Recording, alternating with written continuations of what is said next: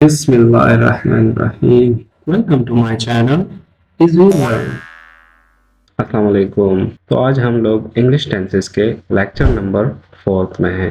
Previous lecture में हम लोगों ने पढ़ा था कि प्रेजेंट टेंसेस जो होते हैं उसके नेगेटिव सेंटेंसेस हम लोग कैसे बनाएंगे, और आज हम इंशाल्लाह पढ़ेंगे कि प्रेजेंट टेंसेस को इंटरोगेटिव कैसे बनाएंगे, मतलब सवालिया जुमले उसमें कैसे बनाएंगे। तो चले बढ़ते हैं। पहले प्रेजेंट इंडेफिनिट टेंस की बात करते हैं। प्रेजेंट इंडेफिनिट में इंग्लिश पहचान में हम लोग जाते हैं तो इसमें हमारे पास दो फॉर्म है। नंबर 1 में हम लोग डज लगाएंगे, फिर उसके बाद सब्जेक्ट में ही शी इट सिंगुलर सब्जेक्ट होगा, और दूसरे नंबर पे हम लोग लगाएंगे डू, और उसके बाद हमारा सब्जेक्ट होगा जो कि आई बी या फिर दे या फिर कोई भी प्लूरल सब्जेक्ट हो।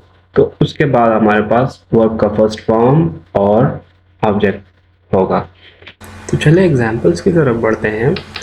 एग्जाम्पल से समझते हैं। नंबर 1, जैसे क्या वो किताब पढ़ता है, तो इसका है does he read a book.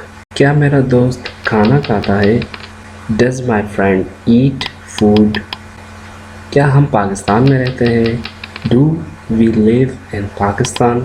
Simple सा मतलब है कि जिन वर्ब्स के साथ हमारे पास एस या ई एस लगता है उसमें हमने डज लगाना है, फिर जिन वर्ब्स के साथ एस या ई एस नहीं लगता उसमें हमने डू लगाना है। चलिए अब प्रेजेंट कंटिन्यूस की बात करते हैं। प्रेजेंट कंटिन्यूस में हमारे पास हेल्पिंग वर्ब्स सबसे पहले होगा, फिर उसके बाद सब्जेक्ट, फिर उसके बाद वर्ब विद आईएनजी, फिर उसके बाद ऑब्जेक्ट होगा।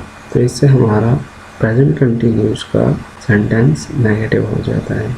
चलिए एग्जाम्पल्स की तरफ बढ़ते हैं। क्या वो किताब पढ़ रही है, is she reading a book.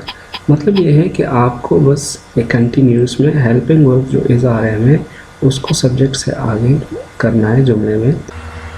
चलिए अब बढ़ते हैं प्रेजेंट परफेक्ट टेंस की तरफ। प्रेजेंट परफेक्ट टेंस भी सेम है प्रेजेंट कंटिन्यूस की तरह है। इसमें भी हमारे पास, चले पहले पहचान देखते हैं। पहचान में आप देखें हेल्पिंग वर्ब जो है हैज़ है, हमने इसे सब्जेक्ट से पहले करना है, फिर सब्जेक्ट लगाना है, फिर उसके बाद वर्ब का थर्ड फॉर्म, फिर ऑब्जेक्ट। चले एग्जाम्पल्स की तरफ बढ़ते हैं। नंबर 1, क्या वो किताब पढ़ चुका है, has he read the book. क्या वो खाना बना चुकी है, has she cooked the food. क्या मैं खाना खा चुका हूँ, have I eaten the food. इसमें भी बिल्कुल कंटिन्यूस टेंस की तरह हमने सिर्फ हेल्पिंग वर्ब को सब्जेक्ट से आगे लाना है, तभी हमारे पास ये सवालिया जुमला परफेक्ट में बनेगा। चलिए हम बढ़ते हैं प्रेजेंट परफेक्ट कंटिन्यूस टेंस की तरफ।